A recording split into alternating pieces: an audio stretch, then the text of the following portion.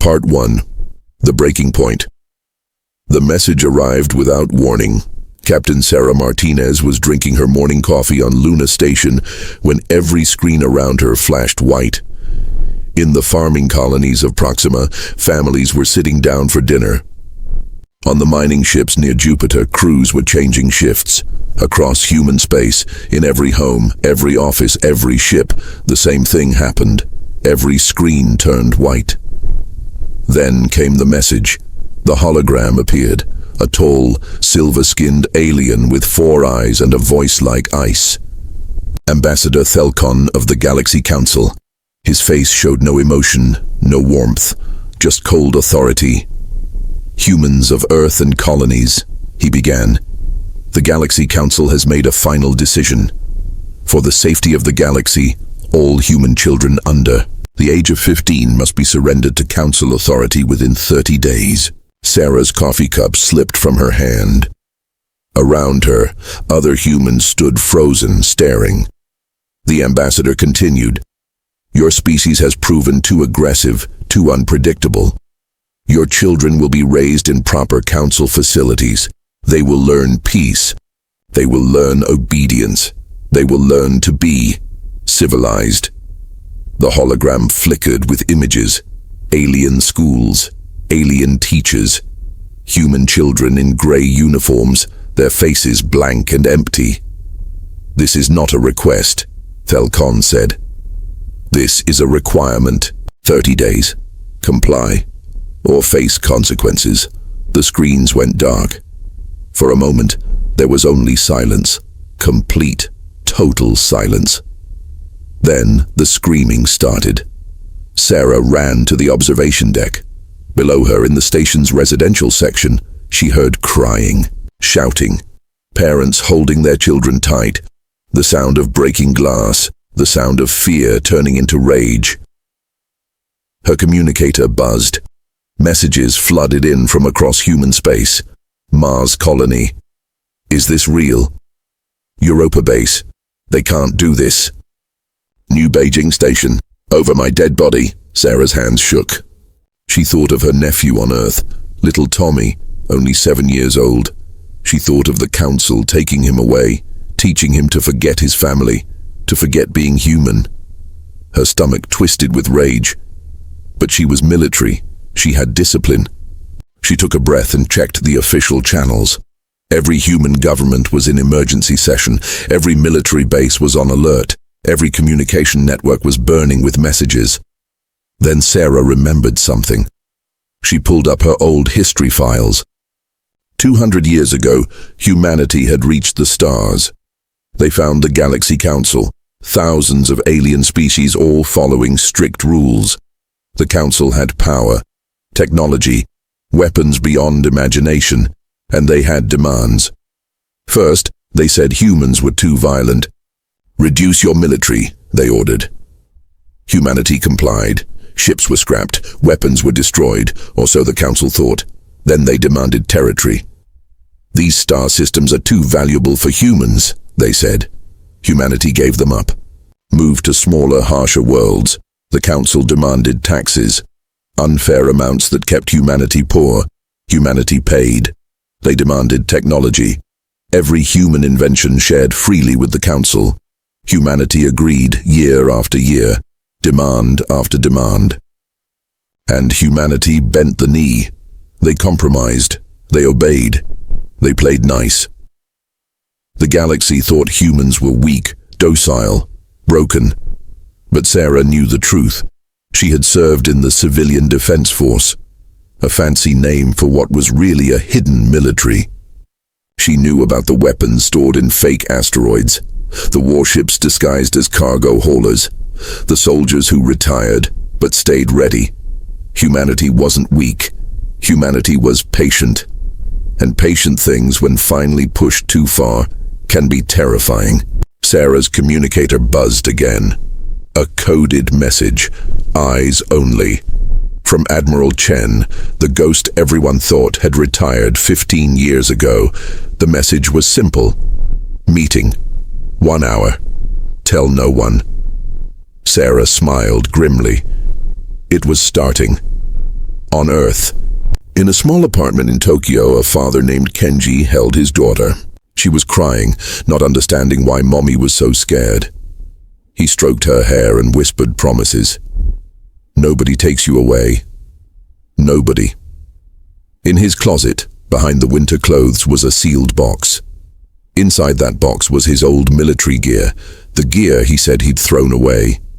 The gear he swore he'd never need again. He was wrong. On Mars, in the red dust valleys, old mining equipment suddenly powered up. Equipment that hadn't moved in decades, but it wasn't mining equipment anymore. Those drills, weapons, those haulers, troop transports, those processing plants. Command centers. The Council had been watching humanity for 200 years, but they never looked carefully. They saw what they wanted to see, a beaten species too afraid to fight back. They were about to learn a terrible lesson. Across human space, in 1,000 hidden bases, in 1,000,000 quiet homes, the same thing was happening. People were making a choice. A simple choice. No. The Council gave humanity 30 days to surrender their children, but humanity had a different deadline in mind. 24 hours. That's all the waiting that was left. The Galaxy Council had crossed the line, and humanity was about to snap. Part 2. The silent preparation. The Galaxy Council expected panic. They expected begging. They expected humanity to flood their communication channels with desperate pleas for mercy. Instead, they got silence. Complete, absolute silence. In the Grand Council chamber, a massive structure floating in neutral space, Ambassador Thelkon stood before the Central Committee. Around him sat representatives from 300 alien species. All of them waited for humanity's response. "It has been 12 hours, said Councillor Vrax, an insect-like creature with compound eyes. "Why haven't the humans contacted us?" Thelkon's 4 eyes blinked in confusion. I don't know. All our communication channels are open, but they're not using them." "Perhaps they're organizing their compliance," suggested another councillor, a floating jellyfish-like being, "preparing to hand over their young." But Councillor Zefix, an old reptilian who had lived for 3 centuries, felt his scales prickle with unease. He had studied humans longer than most. "No," he said quietly. "Humans are never this quiet. When they're loud, they're harmless. When they're silent," he didn't finish the sentence. He didn't need to. Across human space, something was happening. Something the Council couldn't see. On Luna Station, Captain Sarah Martinez stood in a room that officially didn't exist. Around her were 50 other officers. All of them wore civilian clothes. All of them had retired years ago. Admiral Chen stood at the front. She was 70 years old, with grey hair and sharp eyes that missed nothing. She had commanded humanity's forces during the last Council conflict, the one where humans surrendered their military. "Status report," she said simply. A young officer stepped forward. "All Ghost Fleet vessels are operational. 200 warships fully armed, ready to deploy. Arsenal stations. 47 hidden bases activated. Weapon systems online. Council sensors still show them as empty asteroids. Special forces. 50,000 operatives ready. All positioned near Council military installations." Admiral Chen nodded slowly. For 20 years, humanity had played a dangerous game. They pretended to disarm while building a secret military. They pretended to be weak while growing stronger. Every mining colony had hidden weapons. Every cargo ship could transform into a warship. Every retired soldier was actually on standby. The Council had demanded humanity's military be dismantled. Humanity obeyed on paper. But humans had learned something important from Earth's own history. Trust is good, but preparation is better. "What about civilian evacuation?" Chen asked. "All children and families moved to secure locations, deep underground or in the outer colonies. Council can't reach them without going through us first." Chen allowed herself a small smile. "Good. Very good." On Mars, in a canyon called Olympus Deep, something impossible was happening. The canyon had been empty for decades. Just red dust and rocks, or so the Council's satellites showed. But now, the dust was moving. Massive doors opened in the canyon walls. Out-rolled vehicles that shouldn't exist, tanks, mobile artillery, troop carriers. All of it supposedly scrapped 20 years ago. Commander Jackson stood watching. He was a big man, a former Marine who now worked as a mining supervisor. He touched his communicator, Hangar Bay 7 to command. All units deployed. We're ready. Similar scenes played out across human territory. On Europa, ice sheets cracked open to reveal submarine warships. Near Jupiter, abandoned space stations suddenly blazed with power. In the asteroid belt, rocks split apart to show weapons platforms inside. Humanity had spent 2 decades preparing for this moment. Every compromise with the Council had been calculated. Every surrender had been strategic. They gave up what the Council could see. They kept what the Council couldn't imagine. Back on Luna Station, Admiral Chen addressed her officers. "The Council thinks we're helpless," she said. "They think we'll just hand over our children because we have no choice." "They're wrong." She pulled up a holographic display. It showed the entire galaxy with thousands of tactical markers. For 200 years we played their game. We followed their rules. We bent the knee because we weren't ready to stand up. But every year we got stronger. Every compromise bought us time. Time to build. Time to plan. Time to prepare. She zoomed in on Earth and the human colonies. They want our children. They can try to take them, but they'll have to go through every human in the galaxy first. Through every parent, every soldier, every single person who refuses to surrender what matters most. The room was silent. Every officer understood what this meant. War, real war. Not the small conflicts of the past, but total war against the most powerful force in the galaxy. "Admiral," someone asked quietly, "can we win?" Chen smiled. It wasn't a happy smile. It was the smile of someone who had waited 20 years for this moment. "The Council has bigger ships, more soldiers, better technology," she admitted. "But they've been at peace for centuries. They've forgotten how to really fight. Humanity, we've never forgotten. We practiced in secret. We trained in the shadows. And we have something they don't have." "What's that, ma'am?" "A reason to fight. They fight for pride and power. We fight for our children, for our families, for our future. Tell me, which side do you think will fight harder?" No one answered. They didn't need to. Everyone in that room knew. When you threaten what humans love most, you don't get surrender. You get war. Admiral Chen checked the chronometer. 18 hours since the Council's message. "Send the signal," she ordered. "Activate all units. Move all pieces into position. But stay silent. No communications the Council can intercept. No movements they can track." "And when do we respond to their demand, Admiral?" Chen's eyes were cold as space itself. "We respond when the time is right. Not with words, with action. The Council set a deadline of 30 days. But we have a different timeline.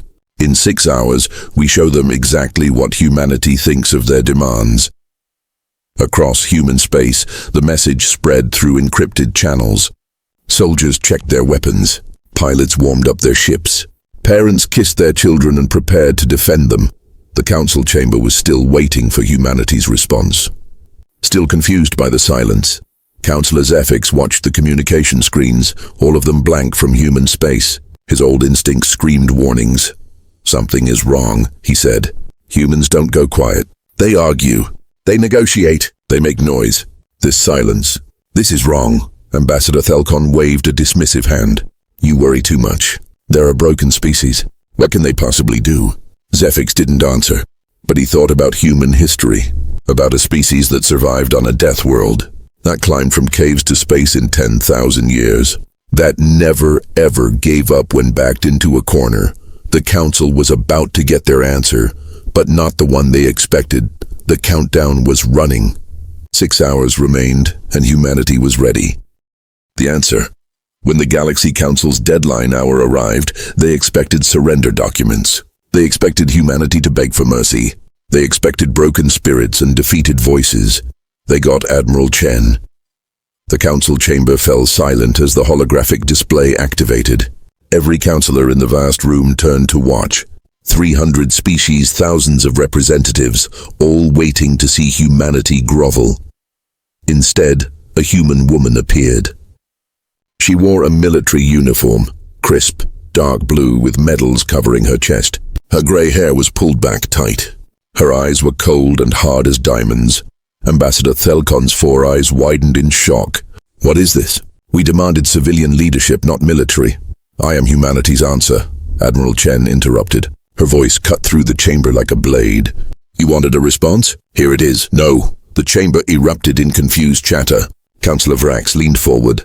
You refuse? We refuse, Chen said simply. We will not surrender our children. Not now, not ever. Not to you. Not to anyone.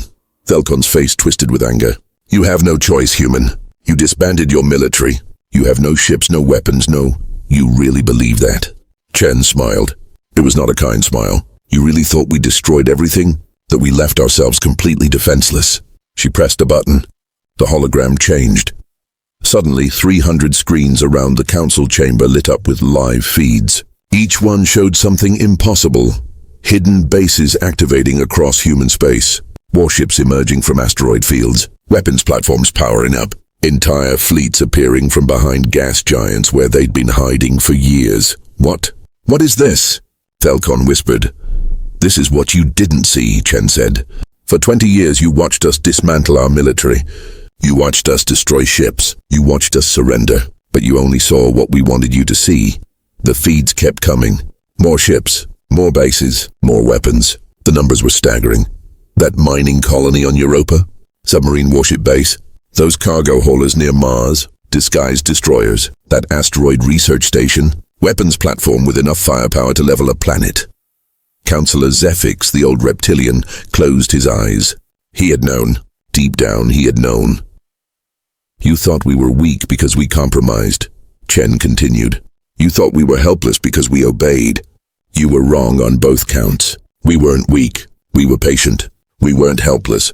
We were planning. This is a bluff, Thelkon shouted. You cannot possibly... The screens changed again. This time they showed council military installations. Their own bases, their own ships, and surrounding each one were human forces, locked and loaded, ready to fire.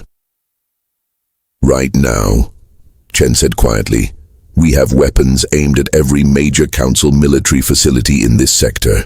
We positioned them while you slept, while you celebrated your power over us, while you thought we were too afraid to resist. The council chamber was dead silent now. You have a choice, Chen said. Back down. Withdraw your demand. Leave our children alone, or we start shooting. You wouldn't dare. Thelkon's voice cracked. We have laws. We have rules. You have rules for everyone except yourselves, Chen interrupted. For 200 years we followed your rules. Paid your taxes. Gave up our territory. Shared our technology. We played fair while you took everything you wanted. She leaned forward, and her eyes blazed with controlled fury. But threatening our children, that's where we draw the line. You could have had humanity as friends. As allies, we would have worked with you, helped you. But you chose to treat us like slaves. You chose to take what matters most to us. This is an act of war. Vrax shouted. No, Chen said coldly. War is what happens next if you don't back down. You cannot win against the entire council. Thelkon was almost screaming now.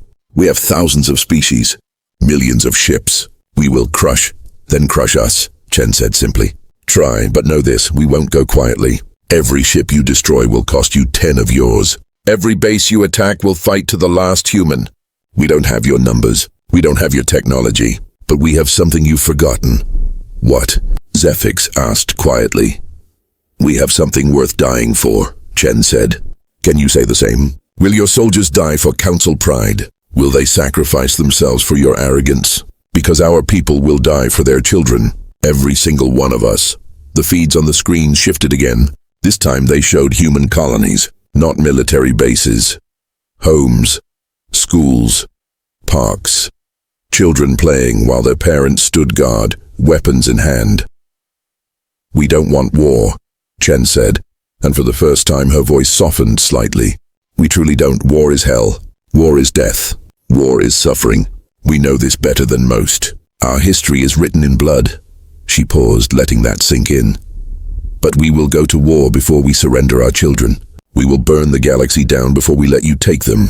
So choose carefully, Council. Choose very carefully. Thelkon was breathing hard, his silver skin flushed darker with rage and fear. This is outrageous. This is humanity's answer, Chen said. Now here's what happens next. We're going to demonstrate our sincerity. Demonstrate? Vrax asked nervously. Chen nodded to someone off-screen.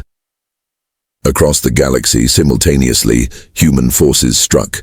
Not with killing blows. Not with destruction. With precision. Every Council military base in human territory suddenly went dark. Their weapon systems disabled. Their shields collapsed. Their communications cut. No casualties, no deaths. Just a message written in disabled technology. We could have killed you, but we didn't.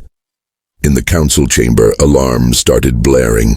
Reports flooded in from panicking officers. 12 major bases offline. 40 warships disabled. 100 automated defense platforms shut down, all in the space of 60 seconds. How? Thelcon stared at the reports. This is impossible. We had 20 years to study your systems, Chen said. 20 years to find weaknesses. 20 years to plan. Every piece of technology you made us share, we learned from it. Improved it. Found its flaws. She stood up, and every camera in the Council chamber focused on her. This is your one warning. Your only warning. Withdraw the demand. Leave our children alone. Walk away. Do that, and this ends here. No war, no death. Just peace. And if we refuse? Thelcon asked, though his voice shook. Chen's face turned to stone. Then we stop showing mercy. Then we stop disabling your ships and start destroying them. Then you learn what humanity looks like when we truly fight. When we stop holding back. When we fight not for territory or pride, but for our children. She leaned close to the camera. We survived ice ages and plagues. We climbed out of caves to reach the stars. We turned a death world into a garden. We never ever give up when something matters. And our children, they're all that matters. The hologram flickered. You have 24 hours to decide, Chen said. Withdraw the demand or face the consequences. Choose wisely, Council. Because we've already chosen. We choose our children. Every time. No matter the cost. The hologram vanished. The Council chamber erupted in chaos. Councillors shouting. Alarms blaring. Reports of disabled bases still flooding in. Thelcon slumped in his seat, his silver skin pale. What have we done? Councillor Zephyr stood slowly. We poked the sleeping bear, he said quietly. We threatened a species that survived by never surrendering. We thought their patience was weakness. We were wrong, so what do we do? Vrax asked, panic in his voice. The old reptilian looked around the chamber, at the confused faces, the frightened voices. The proud council brought low by one species they had thought was beaten. We back down, he said, or we go to war with a species that just proved they're willing to die for their children. A species that planned for 20 years to fight us. A species that strikes without warning and fights without mercy when pushed too far. But our authority, Thelcon protested weakly, our power, means nothing if we're dead, Zephyr said flatly. The chamber fell silent again. Outside in human space, millions of people held their breath, waiting for the Council's answer. Admiral Chen sat in her command center, surrounded by her officers. They had made their move, shown their hand, proved their strength. Now came the hardest part, waiting. Admiral, someone asked quietly, what if they don't back down? Chen looked at the screen showing Earth, beautiful and blue in the darkness. She thought of her granddaughter down there, playing, laughing, innocent. Then we fight, she said simply, and we don't stop fighting until they learn. Our children are not negotiable. Not now, not ever. The countdown began. 24 hours for the Council to decide, 24 hours to choose between pride and survival. The galaxy held its breath. The war humanity didn't want. The galaxy. Council chose pride over wisdom. 18 hours after Admiral Chen's ultimatum, the Council's response came, not through diplomatic channels, not through negotiations, through weapons fire. Captain Sarah Martinez was on patrol near Titan when the alarm screamed. Her sensor operator shouted, "Contact!" Multiple Council warships dropping out of hyperspace. How many? Sarah demanded. 50. No, 70. Still counting. Ma'am, it's an entire battle fleet. Sarah's blood ran cold, then turned to ice-hot rage. The Council hadn't backed down. They'd escalated. Battle stations, she ordered. Send the alert to all human forces. It started. The Council's target was New Hope Colony, a farming settlement on Titan with 15,000 people. Mostly families, mostly children. The Council's plan was simple. Hit fast, hit hard, take the children by force, and dare humanity to respond. They thought New Hope would be easy prey, a soft target to prove their power. They were wrong. As the Council fleet approached, New Hope looked defenseless. Just dome habitats on the frozen moon's surface. No visible weapons. No military presence. Admiral Corvan, commanding the Council fleet, smiled with satisfaction. "Prepare boarding parties," he ordered. "Secure all children under 15. Use force if the colonists resist." His weapons officer hesitated. "So this seems too easy. Where are the human defenses?" "They have none," Corvan said confidently. "They bluffed with old ships and disabled systems. Real combat? They're not ready for." The ice beneath New Hope exploded, not with destruction, with revelation. Massive cannons rose from hidden silos. Missile batteries emerged from fake storage buildings. And most shocking of all, the entire colony dome opened like a flower, revealing a hidden military base underneath. "Trap!" Someone screamed on the Council bridge, but it was too late. New Hope wasn't a farming colony. It was bait, and the Council had swallowed it whole. Human ships appeared from everywhere behind Titan, inside its rings, from the nearby moon Rhea. They'd been waiting in complete silence. Powered down, invisible, Captain Sarah's ship, the Defiant, was among them. "All ships," came Admiral Chen's voice over the command channel. "Weapons free. Target their engines and weapons only. Disable, don't destroy. Show them we could kill them, but we're choosing mercy." Sarah's crew worked with practiced precision. They'd trained for this moment for years in secret exercises disguised as mining operations. "Target locked," her weapons officer reported. "Fire," Sarah said. The Defiant's railguns spoke, solid projectiles moving at incredible speed. They punched through the lead Council ship's shield and shredded its engine core. The ship went dark, drifting alive but helpless. Across the battlefield, the same scene repeated. Human ships used EMP weapons, precision strikes, and coordinated attacks. Every shot calculated, every move practiced. The Council fleet had bigger ships, better shields, more advanced technology. But humanity had something better. They'd studied every Council species for 200 years. Knew their tactics, their weaknesses, their patterns. "They're trying to flank us," Sarah's tactical officer called. "Let them," Sarah said calmly. Springtrap Delta 7, hidden mines activated in the flanking route. Not explosive mines, EMP mines. They didn't kill. They just disabled every Council ship that passed through them. Within 20 minutes, the entire Council fleet was drifting, powerless, alive but defeated. Admiral Corvan stared at his dark screens in shock. "How? We have superior technology. Superior numbers. How did they? Because we don't fight fair," came a voice on his emergency channel. Admiral Chen's face appeared on his backup screen. "We fight smart. We fight prepared. And we've been preparing for this exact scenario for 20 years. You tricked us," Corvan whispered. "You attacked a colony full of children," Chen said, her voice cold as the void. "What did you expect? We could destroy your fleet right now, kill every one of you. But we won't. We're sending rescue ships. We'll repair your life support, give you supplies, then we'll send you home." "Why?" Corvan asked, genuinely confused. "Because we're not monsters," Chen said. "We told you, we don't want war. We want you to leave our children alone. Go back to the Council. Tell them what happened here. Tell them what happens when they threaten what we love most." The communication ended, but the war didn't.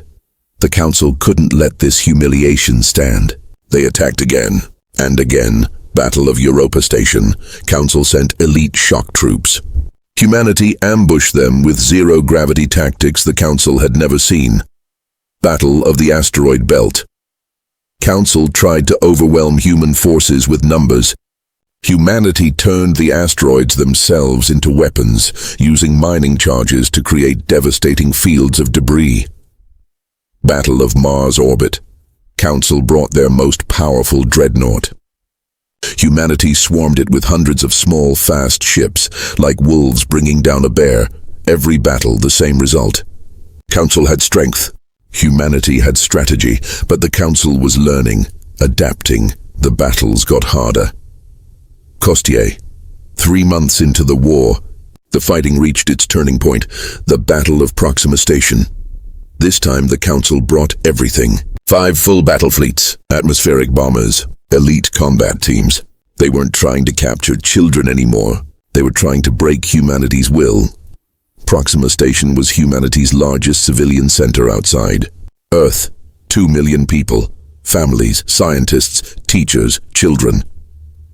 Commander James Rodriguez commanded the defense. He had 50 ships against the Council's 500. "Sir," his executive officer said quietly, "we can't win this one. We should evacuate." James looked at the sensor display. The massive Council fleet approaching. His 50 ships, good ships, well-trained crews, but so few. "No evacuation," he said firmly. "Every ship we lose here is one less protecting Earth. We hold, we fight. We make them pay for every meter." The battle was brutal. Human ships fought with desperate courage. They used every trick, every tactic, every ounce of skill they had.